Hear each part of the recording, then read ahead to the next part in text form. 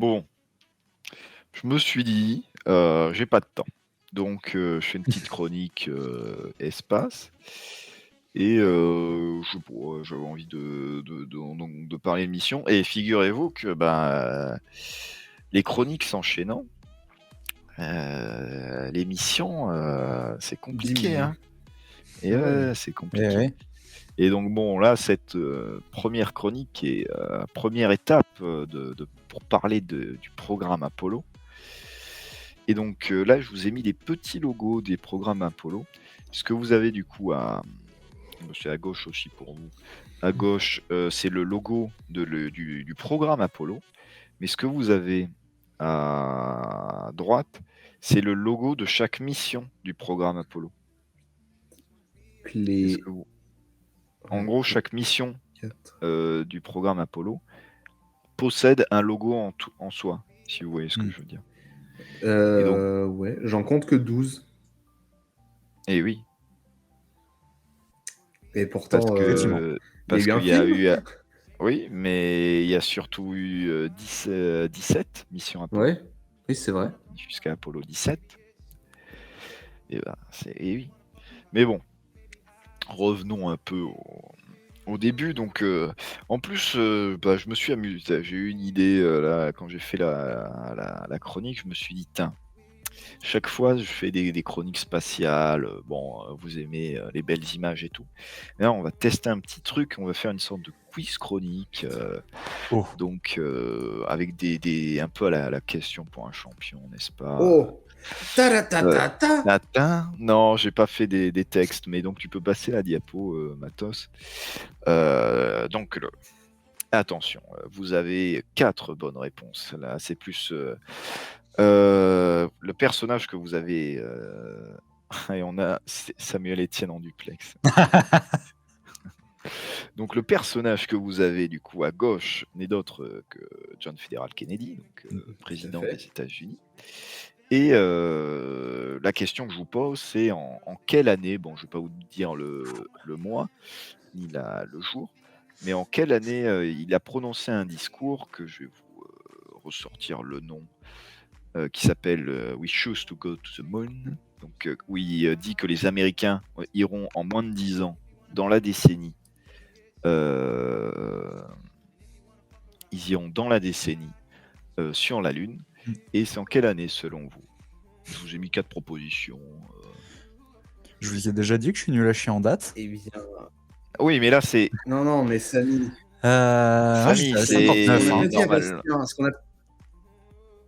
Non, mais ce qu'on n'a pas dit à Bastien, c'est que je sais pas pourquoi. on tire notre carte piège, puisque je te rappelle que cette année, en anglais, on a fait une présentation sur la conquête spatiale, que même j'ai demandé des trucs à Bastien.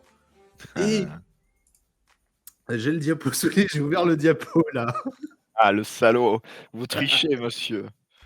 Et donc, je sais que en 1961, il y a les Russes qui envoient Yuri Gagarin dans l'espace. Et que c'est en réaction à ça que Kennedy fait ce discours pour redonner un coup de fouet au programme spatial américain. Et donc, je dirais 1962. Ma foi, un argumentaire. Voilà, le chat nous dit 62 aussi, un argumentaire bien valide, ma foi. Salut, j'ai rien entendu parce que mon truc a bugué, j'ai reperdu Corentin. Ah. Oh non. Donc, sur YouTube. ouais, t'iras voir la VOD, Samy.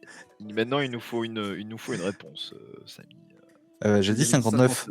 59. Ouais. Alors, comme je disais, c'était dans la décennie. Donc, quand on dit décennie, c'est-à-dire que s'il dit 59, la fin de la décennie 59, c'est 60. Donc, ils y sont pas allés en un an, mon cher Samy. Je suis désolé.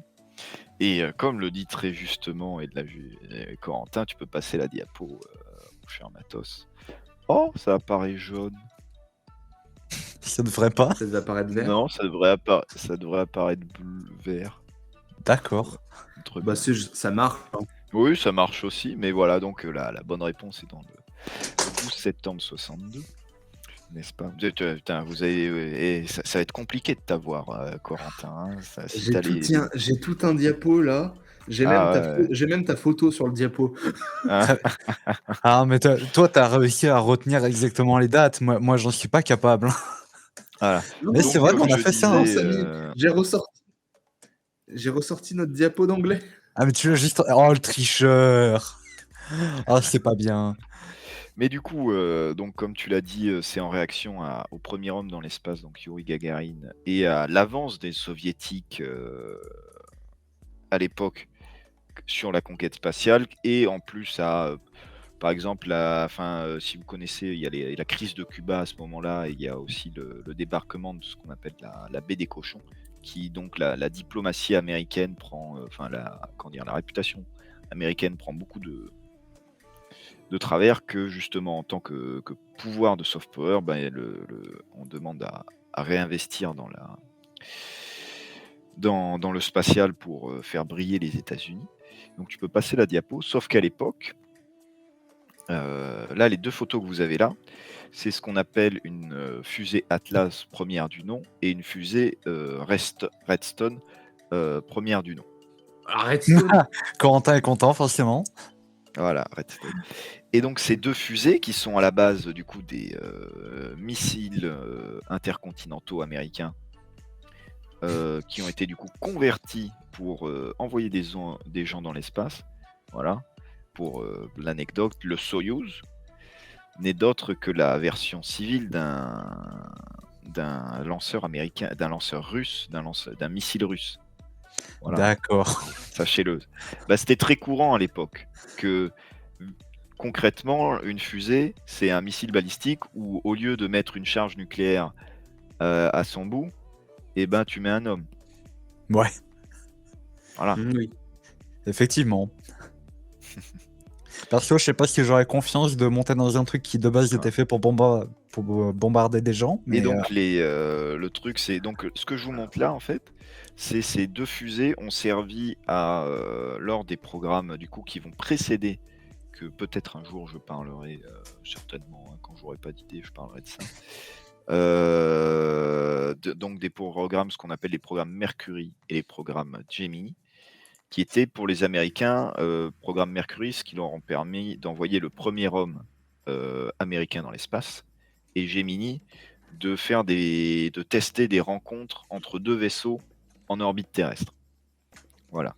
Donc ces 2 fusées ont servi à ça, sauf que il va falloir, l'objectif de la Lune étant donné par le président Kennedy, il va falloir, comment dire? Développer une fusée de A à Z, justement, pas à la base pour un but militaire, mais bien pour un but pour faire des fusées pour envoyer des gens dans l'espace. Voilà. Donc c'est ça que va impulser le programme Apollo et tu peux passer la diapo suivante aussi et ce que vous avez là, du coup, c'est ce que je vous disais, c'est les logos de, Mercury, donc que vous avez à, gauche et de, Gemini à droite. Pourquoi est-ce que Mercury, c'est un 7 c'est un peu concours d'anecdotes aussi. C'est que, en fait, la première génération d'astronautes américains, il y a eu 7 candidats. Enfin, il y a eu 7 sélectionnés, pardon, pas Il y en 7 avait candidats, 150. 7 sélectionnés. Et c'est pour ça qu'on les appelait les Mercury 7. Et Mercure, parce que c'est la première planète du système solaire? Certainement. Je pense que tu as raison sur ce point, ouais. Voilà, Gemini, c'est les Gémeaux, parce que comme ça, c'était justement Gemini, Gémeaux, donc se rencontrer 2 capsules dans l'espace ensemble, voilà. Et Apollon, mais je sais plus pourquoi du coup, Apollon. Voilà. Ouais. Et donc c'est à partir, il me semble, du coup de Mercury 3 où on a envoyé le premier homme dans l'espace, enfin le premier homme américain dans l'espace, attention, parce que le premier homme dans l'espace reste Youri Gagarin, comme tu l'as dit. Et voilà. Donc après ces programmes-là, du coup de Mercury et de Gemini, les Américains vont sur le programme Apollo, sauf que le programme Apollo, par son ampleur, c'est-à-dire que là on va plus en orbite terrestre, comme vous avez vu sur les fusées précédentes qui sont toutes petites, envoyer des choses, mais on va essayer d'envoyer un homme sur la Lune. Donc c'est quand même une autre étape. Et donc, diapo suivante. Ah oui, c'est vrai que je voulais vous parler de ça. Je vous conseille, excellent film, où justement c'est la mission du coup Mercury 3. Du coup du premier homme américain dans l'espace, qui est relaté par ce film-là avec les calculeuses de l'ombre, qui est un super film du coup, qui allie espace et premiers ordinateurs. Enfin, je vous conseille, allez-y le voir. Je recommande vivement également, il est excellent. Ouais, vraiment un très bon film. Voilà, et donc, diapo suivante. Voilà, donc faut de trucs. Le problème, c'est que vous devez certainement un peu connaître, mais ce qu'on appelle Apollo 1, Apollo va très mal commencer parce que les astronautes que vous avez là, donc Jill Gateson, Heather White et Robert Chaffee, vont mourir dans un accident de test sur le pas de tir lors d'un incendie. Tu peux passer la diapo. Je vous laisse imaginer. Voilà. C'est-à-dire que là, vous avez deux images de qu'est-ce qui reste de la capsule où ils ont fait les tests. Voilà. Donc c'est pas. Et concrètement, cet accident va mettre en question pas mal de choses de la capsule et de comment est géré le programme. Parce que sur l'inflammabilité de certaines choses dans la capsule, de comment elle est conçue, que la trappe, par la pression de l'air, en fait, les astronautes n'ont jamais pu ouvrir la trappe parce que la pression à l'intérieur de la capsule, en fait, elle s'ouvrait depuis l'intérieur, la trappe, et du fait que la pression à l'intérieur de la capsule augmentait, et ben, tu pouvais jamais ouvrir la trappe, ce qui est l'une des raisons pour laquelle, entre autres, les astronautes sont morts. Voilà. Et donc Apollo va très très mal commencer avec ça. Donc il me semble possiblement les premiers. Est-ce que c'est les premiers astronautes qui meurent au service en Amérique? C'est possible. Je dis peut-être de la merde. Voilà. Mais tu peux passer le diapo, mon cher Matos. Et donc, ce que je vous ai mis là, c'est 2 fusées. La question étant, laquelle est la fusée américaine? Celle de gauche, je dirais. Celle de gauche. Que nous dit le chat? Je sais pas, parce que si Moi, je dirais aussi celle de je gauche. pense que l'autre, ça devrait être soviétique, du coup, et celle de droite, elle a un beau côté bien militaire Ouais, on est d'accord. que les soviétiques aiment bien. Elle est menaçante un peu. Un peu Ouais. pointue. Ouais, c'est ça, c'est la fusée des méchants. Meilleur, parfait. Elle est pointue, ça impressionne plus. Je veux la fusée plus pointue. La droite, elle fait méchant de film américain. Ouais, voilà, c'est ça. Bah ouais. Et du coup, bah vous avez raison, tu peux passer le diapo, mon cher Matos. Voilà, donc celle de gauche, c'est bien là, du coup, la fusée lunaire américaine, donc ce qu'on appelle la Saturn V. Et tu peux montrer, Matos, la vidéo de la N1, si tu peux. Donc l'une des vidéos, parce que je me suis dit, en fait, la fusée que vous avez à gauche, du coup, était possiblement la fusée lunaire soviétique. Sauf que, comme vous savez, les soviétiques sont jamais allés sur la Lune. Et donc là, bon, c'est des petites. En fait, c'est un programme qui était complètement secret à l'époque et dont il nous reste très peu d'images. Pour information, tous les prototypes du coup de la N1 qui fait pareil, hein, une centaine de mètres de haut, des choses colossales. Tous les prototypes n'ont jamais réussi un vol complet. Mais ça aurait pu, mais disons que suite à la réussite américaine, le budget russe a été coupé sur la N1 et Pire que ça, c'était vraiment tous les documents concernant cette dernière ont été brûlés. Ce Ouais. programme n'a jamais existé. Typiquel Super. soviétique. Hein, Effectivement. Donc là, je vous laisse imaginer quand même voilà, la taille que ça fait, hein, une fusée lunaire. Oui. Voilà. Et donc tu peux revenir au diapo, mon cher Matos. Je vais pas vous montrer quand elle explose, mais vous aurez tous les liens de tout ça dans les sources, n'est-ce pas? Et aussi pour information, ce qu'on connaît très bien, je pense que vous voyez un peu ce que c'est, le VAB. Est-ce que vous voyez ce que c'est quand je dis VAB? Ou pas du tout. Non. Pas vraiment. Est-ce que vous devez à peu près voir le grand bâtiment de la NASA? Vous savez, où la fusée, à chaque fois, elle sort, où les navettes, ils sortent. Eh ben, ça date du programme Apollo, pour information. C'est-à-dire que tous les équipements que possède actuellement la NASA, une très grande partie des installations de la NASA, en fait, actuelles, datent du programme Apollo. Voilà. Ok. Donc, Pas je savais mal. pas que vous connaissiez pas. Ouais, pour moi, c'était Vab, je fais des recherches en même temps. VAB, ça veut dire Vehicle Assembly Building. Tout à fait. Logique. Ok. Voilà, c'est tout simple. À l'origine, apparemment vertical, Assembly Building. Mais... Ouais. Ah bah peut-être, ouais. Oui, peut-être Vertical Assembly. Oui, parce que les vieilles institutions assemblent les fusées. Ça, c'était un truc entre Américains et Soviétiques, où les Américains assemblaient les fusées à la verticale, et les Soviétiques assemblaient les fusées à l'horizontale. Voilà. Et après, il les relevait, du coup. Ouais, après les relevés, voilà. Et maintenant, beaucoup d'entreprises du New Space assemblent à l'horizontale, comme les Soviétiques alors. Mais par exemple, la SLS, quand elle est assemblée, elle est toujours assemblée à la verticale, dans le bâtiment que vous voyez là. Et du coup, tu peux passer la diapo, mon cher Matos. Voilà, ça, c'est aussi d'autres choses. C'est le centre d'essai de la NASA, et ben, date aussi du programme Apollo. Ce que vous avez là, en fait, c'est un centre d'essai où on teste tous les moteurs et tous les étages pour voir s'ils fonctionnent bien avant de les tirer. Voilà, s'il n'y a pas de pépins. Ce qu'on appelle des tirs statiques. Et donc, les infrastructures de la NASA doivent vraiment de l'époque. Et donc, diapo suivante, n'est-ce pas?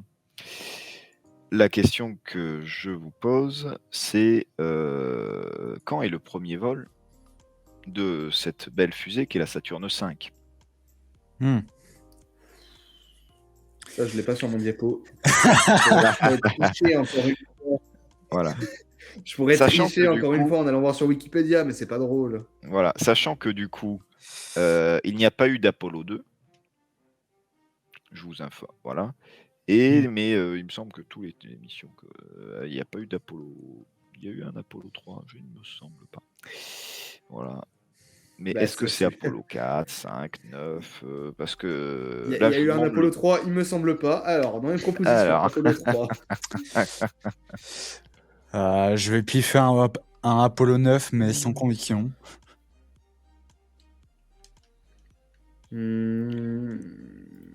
J'ai envie de dire 5, moi. 5. Est-ce que ça nous dit des choses dans le chat? Pas du tout. Le Je 5 rentente sans la élaborer. 5 sans élaborer. Très bien, très bien. Parce que c'est au hasard. Il a tiré un dé à 4 faces. Eh ben, tu peux passer à la diapo, mais il me semble que vous êtes tous faux. Et oui. Aïe, aïe, aïe. Et oui, c'est Apollo 4. Et du coup, Apollo 4, c'est vraiment le premier tir de la Saturne V, du coup, à vide, sans équipage, pour, comme on a fait avec la SLS, pour valider tout le système. Et donc, bien entendu, je vais vous montrer la vidéo parce que c'était assez intéressant. Vous avez le commentateur qui parle. Tu peux passer sur la vidéo, Matos. Vous avez le commentateur qui parle à l'époque sur ça. Et donc, c'est la première fois, donc c'est la fusée la plus puissante à l'époque qu'on ait jamais tirée. Et ça va faire trembler vous allez voir, je vous laisse un peu. That they are go for the flight, as are all other aspects of the mission. T-minus 1 minute, 16 seconds and counting. Tu peux avancer d'une bonne minute un matos. Hein. 1 minute et 16 secondes. Ouais. Bah, juste avant, voilà, le pic qu'il y a là.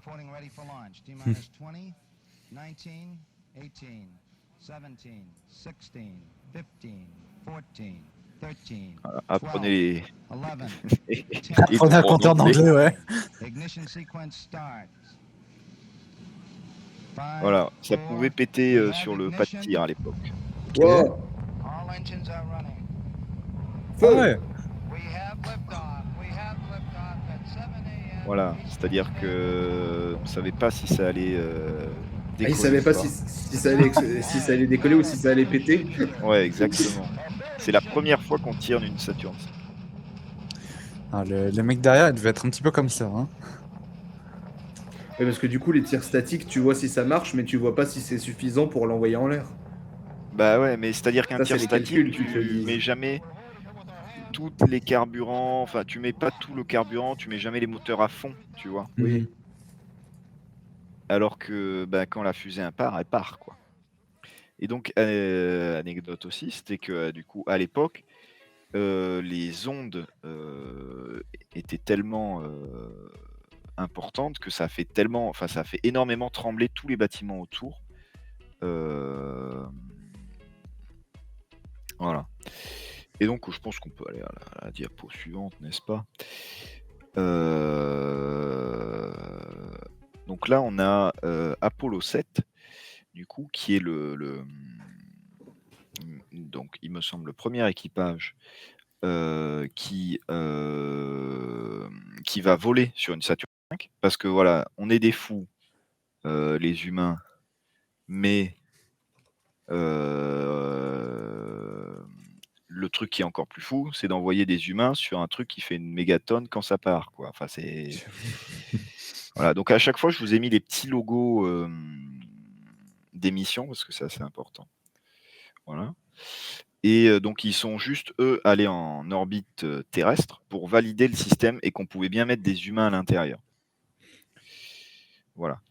Et Est-ce qu'ils ont essayé de lancer des fusées avec des animaux dedans avant pour voir? non, ça coûtait trop cher. Pas pour les Russes, par contre, visiblement. Bah, on avait déjà envoyé des animaux dans des des chiens, fusées. des chimpanzés. Mais là, c'est une Saturn 5, c'est-à-dire Ouais, que ouais. c'est quand même on va C'est pas pas le même envoyer budget. voilà, c'est pas du tout le même budget, c'est pas du tout le même type de fusée. Voilà. Oui. Donc là, c'est la mission qu'ils font donc Apollo 7. C'est que en orbite terrestre et ils vont venir valider ce qu'on appelle du coup le module de service et la capsule du coup Apollo pour voir si tout fonctionne bien, si tous les systèmes fonctionnent bien, comment les astronautes s'y tentent, etc., etc. Et la mission d'après, Apollo 8, ce que je vous posais comme question, c'est quoi l'objectif que vous pourriez penser d'Apollo 8 Tu peux, tiens, passe le diapo, ça leur donnera un indice certainement. Une orbite lunaire? Exactement. Donc les 3 personnes que vous avez là, donc Borman, Lowell et Anders, sont les premiers êtres humains à s'enlever de l'orbite terrestre et à faire un tour autour de la Lune. Pas mal. Voilà. Donc ils y sont juste allés pour Apollo 8 pour voir si... J'aime beaucoup le logo. Ouais, c'est pour ça, moi j'aime beaucoup les logos aussi, ça marche bien. Donc ce qui est intéressant avec Apollo 8, bon, c'est que c'est déjà quand même les premiers humains qui vont au-delà de l'orbite terrestre, etc. Et qui font le tour de la Lune. Et je peux te mettre l'image suivante. C'est-à-dire que c'est aussi la première fois qu'on prend ce type de photo. Ce que vous avez là, c'est la première photo de la Terre complète. C'est ouf. C'est la première fois qu'on peut prendre en photo la maison. C'est ça, mais en complet, c'est-à-dire que du coup l'image de la Terre ne soit pas rognée d'un bord ou l'autre, parce que si vous savez, quand vous voyez par exemple des photos de Thomas Pesquet depuis l'ISS ou de choses comme ça, on a toujours la Terre qui est coupée et on a l'horizon avec l'espace et la Terre. Mais là, c'est la première fois, en s'éloignant assez de la Terre, que on peut voir la Terre en complet. Voilà. Et donc, diapo suivante. C'est aussi la première fois où on va voir cette image qui est quand même particulièrement célèbre, dont je vous avais parlé pendant Voyager 1 et l'émission Voyager, donc qui est The Blue Purple, où on a un lever de terre, où c'est pas la Lune qui se lève dans la Terre, mais c'est la Terre qui se lève sur la Lune. Voilà. Donc toujours le même discours entre notre petite perle bleue, comme disait Carl Sagan, etc. etc. Et donc, faut que je regarde les vidéos, je me rappelle plus qu'est-ce que vous avez dit. Alors, je sais plus. Bon. Diapo suivante. Est-ce que cette image, est vraie ou pas? Ce que vous avez là, c'est du coup le module lunaire. Donc le module qui va se poser sur la Lune.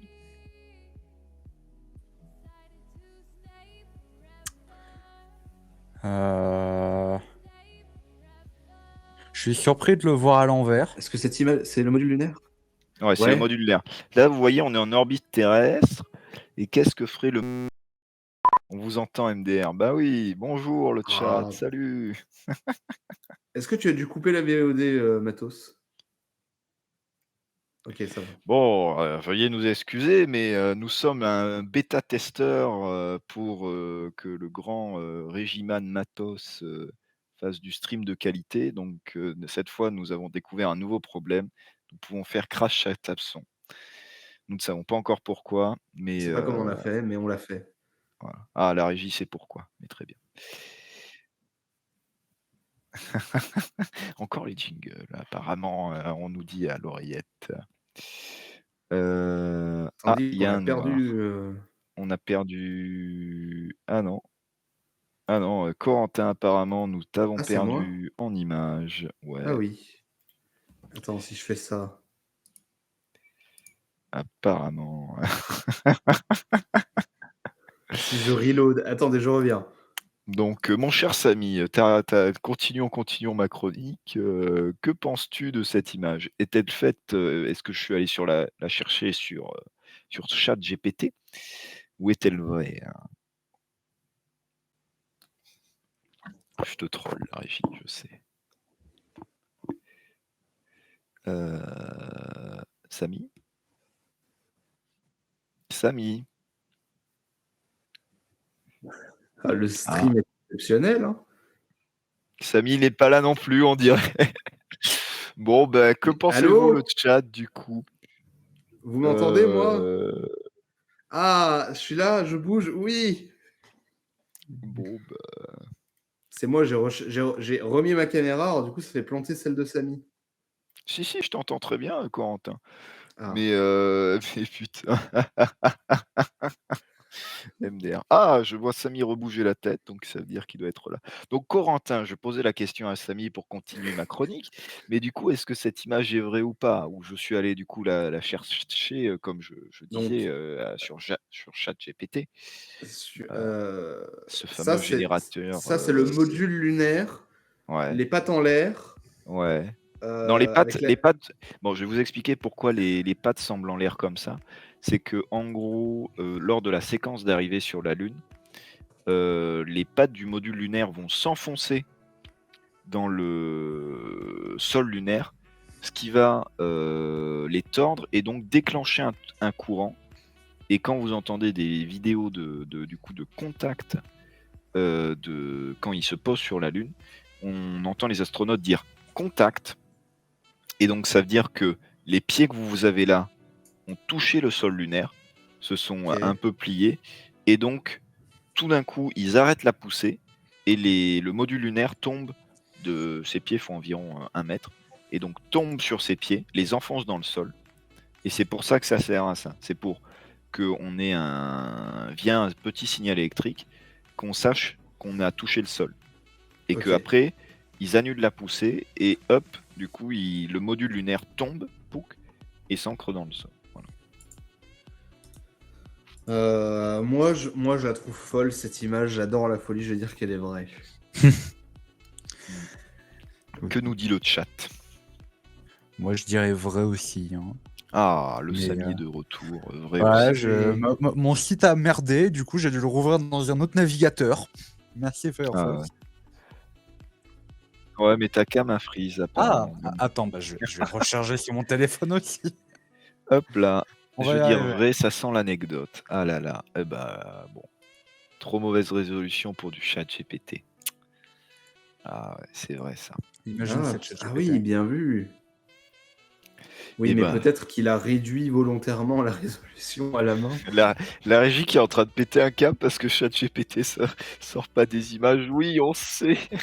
La régie, ça. Oui, Et mais du tu coup, voulais, de troll et c'est extrêmement drôle. tu voulais dire Non, Midjourney. oui, mais non, je voulais dire, j'ai réuni ChatGPT justement pour la blague. Et donc tu peux passer la diapo. Voilà, et donc oui, cette image existe bien, tu peux passer à l'autre diapo. Et ah merde, j'ai oublié. Bon, du coup cette image était, tu peux revenir sur l'autre. Du coup. Cette image Cette aussi image est vraie. est, Bastien. pour information, du coup, je voulais pas, je me suis arrêté du coup à Apollo 9. Donc cette image date d'Apollo 9 où on a tiré du coup une Saturne 1B, pas une Saturne 5, c'est une Saturne 1B, c'est en gros une Saturne 5 mais en plus petit. Donc on prend les derniers étages de la Saturne 5 et on les optimise un peu et ça nous fait une Saturne 1B. Et c'était pour tester le module lunaire. Et donc c'est le seul module lunaire, enfin l'un des seuls modules lunaires, qui a été lancé dans l'espace, mais qui n'est pas allé sur la Lune. Voilà. Oh. Et donc on a mis en orbite terrestre comme ça pour le tester pendant plusieurs jours pour voir comment il se comportait, etc. etc. Voilà, donc image assez folle où Et on il était voit habité Il n'était pas habité et ben si, les astronautes sont allés dedans du coup. Tu sais, en gros, pour information, c'est vrai que je ne l'ai pas trop raconté, mais tiens, je vais faire un truc avec mon stylo.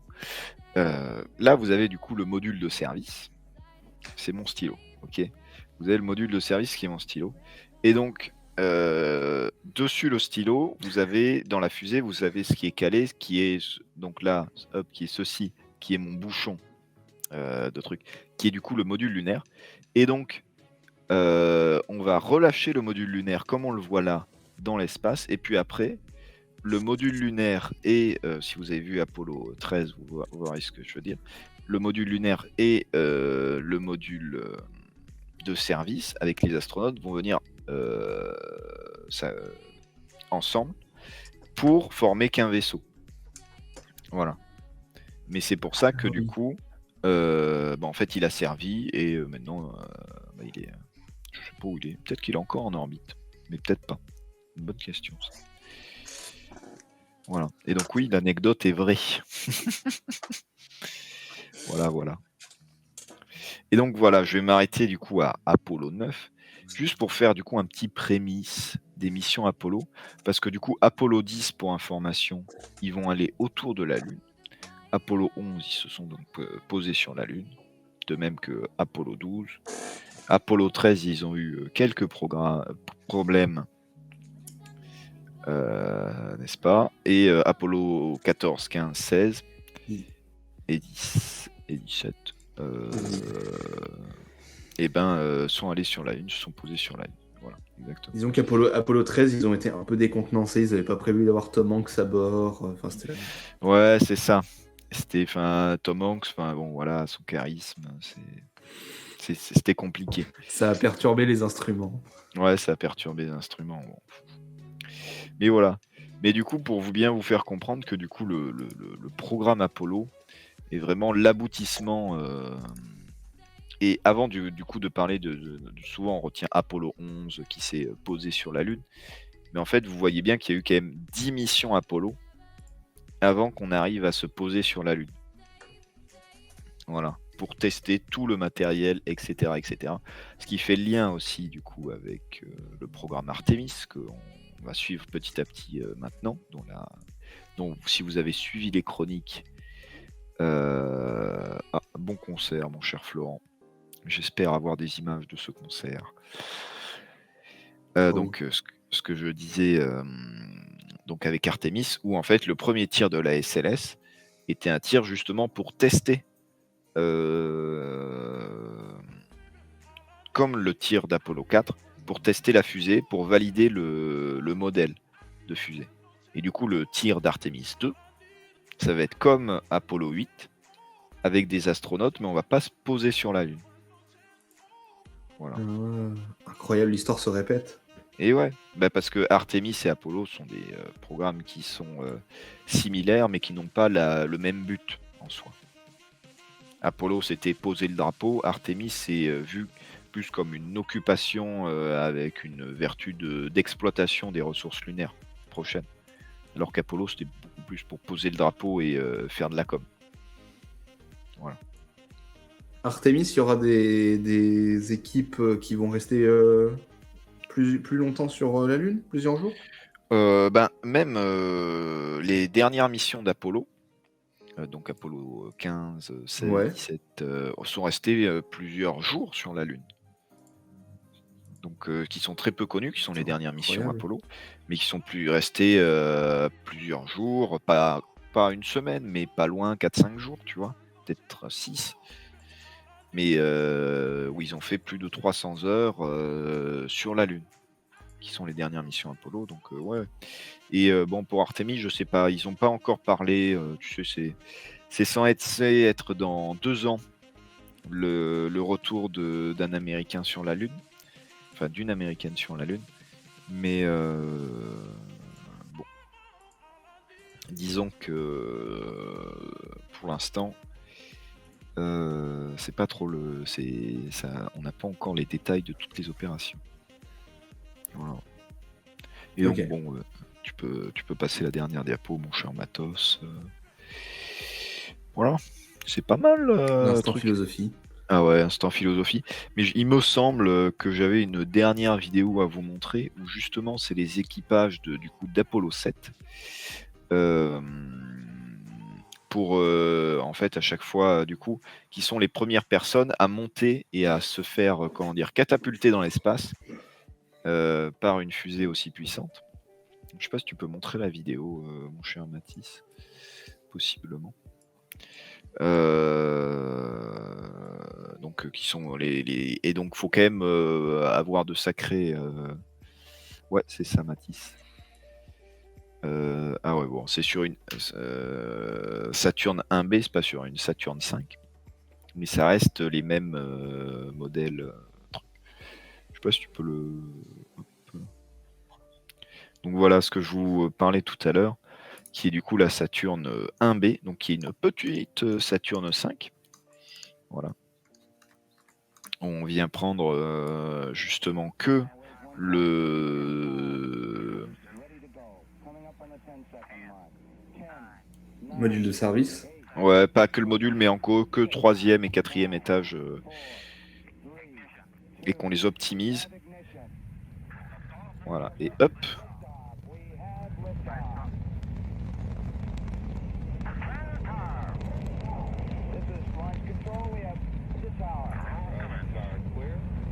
Voilà. Mais donc voilà, j'espère. Bon, vu que Corentin, tu avais déjà toutes les réponses, je ne t'ai point appris grand chose, mais j'espère que Ah non, si. je vous aurai ravi d'anecdotes croustillantes. Il faut vraiment comprendre que quand on parle du programme Apollo, c'est pas juste quelqu'un qui pose un drapeau sur la Lune, quoi. C'est comme partout. C'est d'autant plus, il y a eu des investissements dans des infrastructures. Il faut savoir qu'à son maximum, du coup, la NASA a pris 5,5% du budget fédéral américain pour le financement du programme Apollo. Ce qui est quand même colossal actuellement. Ce qui est énorme, oui. Ouais. Et donc ces investissements, en fait, c'est toujours les mêmes infrastructures qu'utilise actuellement la NASA. Ça date beaucoup du programme Apollo. Donc on doit énormément de l'effort américain au programme Apollo et au fait de vouloir poser ses pieds sur la Lune. Et voilà, c'est une jolie petite fusée, la Saturn 1B. C'est vrai que je vous ai pas tout détaillé, peut-être je vous ferai des mais après c'est un peu chiant parce que c'est un peu technique, genre de vous faire des trucs sur Bah, que des n'hésite fusées. pas n'hésite pas à y mettre dans les sources, quoi.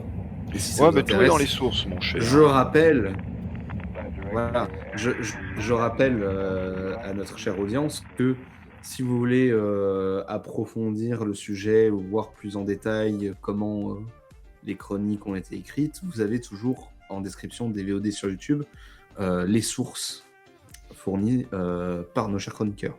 Eh oui, il est vrai. Hop là. Moi, souvent, je mets beaucoup plus de sources que de ce que je parle dans les trucs, parce que si vous êtes intéressé, voilà, là, j'ai à peine évoqué, par exemple, la Redstone, qui est une fusée. Et je crois que Matos, il y a encore une autre vidéo. Je sais pas. Ah non. Le mot c'est redstone, ça m'a fait Ah non. une neurone activation. Ah non, bah du coup, tu peux m'étonnes. rester sur la fin du diapo. Donc la Redstone qui est. Oui, c'est vrai que putain, j'ai pas pensé. Redstone, oui. Et oui, Bah oui. Mec, je viens de faire le. le Putain, je viens rapprochement. de faire le lien. Ouais, je viens de faire le rapprochement. Ouais, bah ça a rien à voir. Ça vient du missile Redstone. Voilà. Merci, De c'est Gib parce nous dit que qu'il la- fait actuellement de la redstone. Hein. Ouais, je fais actuel. Et ben, c'est j'espère parce que que la tout se fusée passe bien. marche avec de la redstone. Que t'as pas un truc qui est budé pour rien. Hop, Techniquement, dans ma chronique sur l'informatique, on a vu qu'au final, l'informatique, c'est de la redstone. Hein. Il y a de l'informatique Ah, dans bah la oui. fusée. Ah oui. Voilà. Et voilà. Mais c'était. Je sais plus qui disait en quel langage étaient codées les fusées. Mais et même bah oui, tu nous as montré dans ta chronique de l'informatique le code de la capsule Apollo. Oui. Ouais, c'est Et du voilà. Ada. Ada. Voilà, du Du ADA. Ada, j'en Et ai fait en IUT. C'était et le ouf. code de la truc Apollo, donc où il y avait des ordinateurs, etc. Parce que bon, c'est quand même très compliqué d'envoyer les gens dans l'espace, n'est-ce pas? Tu m'étonnes. Hop là. J'ai jamais essayé perso, mais oui. Il y a des types qui ont fait des PC sans doute plus puissants que ceux de ces vieilles fusées en redstone. Ah, mais maintenant, Ah bah, tu sais, c'était compliqué, hein, quand les trucs. quand tu vois la puissance des ordinateurs qu'on a utilisés pour envoyer l'homme dans l'espace, aujourd'hui, ça équivaut à une calculatrice Casio. Hein. Bah, c'est fou, hein. Voilà. Mais voilà, donc vous pourrez briller en dîner mondain. Je pense qu'on devrait renommer l'émission comme ça. Comment briller en dîner mondain. Avec Bastien et ses chroniqueurs. Ouais, Pas oh, mal. c'est pas mal. Et puis bon, faut qu'on change un peu de style de vêtements et on prend des petits thés comme ça. Et puis. Ah bah ouais.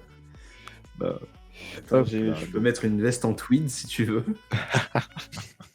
C'est ça, ouais, petit nœud papillon et tout. Enfin bon. Oui, Saviez-vous tous les astronautes de de Pas sur mal. Apollo roulaient en corvette. Et ouais. Oui, bah ça, je vous peux en parler un jour, mais là, on a eu le rover martien, qui est, qui est assez rigolo comme invention, qui était une voiture pliante aussi, accessoirement. Évidemment. Voilà. Mais bon, transition, nous avons fini de parler dans l'espace, mais au fond, peut-on, comment dire, se faire envoyer dans difficile. l'espace à travers le sport? Qui sait? Peut-être pas le badminton, en tout cas. mais jingle.